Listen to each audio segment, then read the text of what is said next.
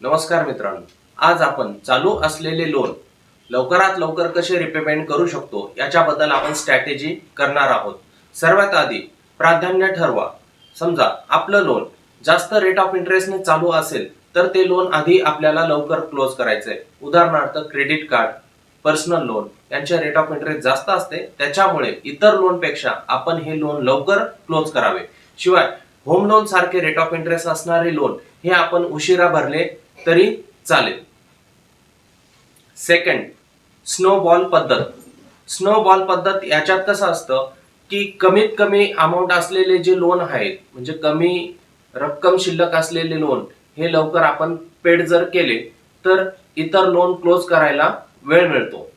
शिवाय छोटे अमाउंट असलेले लोन जर क्लोज झाले तर आपल्याला मानसिक समाधान देखील मिळते। अतिरिक्त उत्पन्नाचे स्रोत तयार करणे।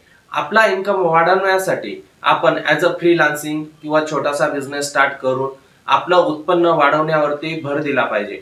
याच्यात जसं कमिशन बेस्ड बिझनेस, 2-3 तासाचे बिझनेस किंवा एखादं असं ठराविक काम जे शॉर्ट टर्म मध्ये आपलं आधीचा बिझनेस सांभाळताना किंवा आधीची नोकरी सांभाळतानाही देखील करता येईल असा व्यवसाय आपण वाढवला पाहिजे।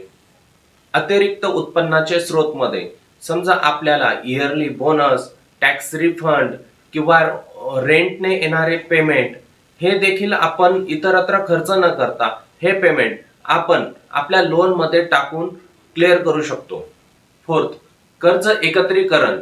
कर्ज एकत्रीकरण म्हणजे समजा आपले मल्टिपल छोटे छोटे काही लोन चालू असेल तर आपण एकच लोन मोठं घेऊन हे जे छोटे छोटे लोन आहे हे आपण क्लोज करू शकतो। याच्यामुळे एकच ईएमआय राहील आणि व्याजदर पण कमी राहील।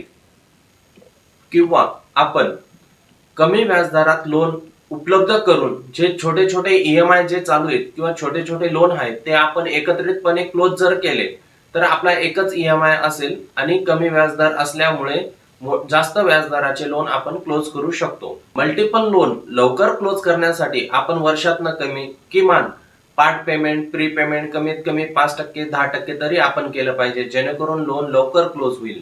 लोन क्लोज करण्यासाठी ईएमआय वाढवण्याचा प्रयत्न करा।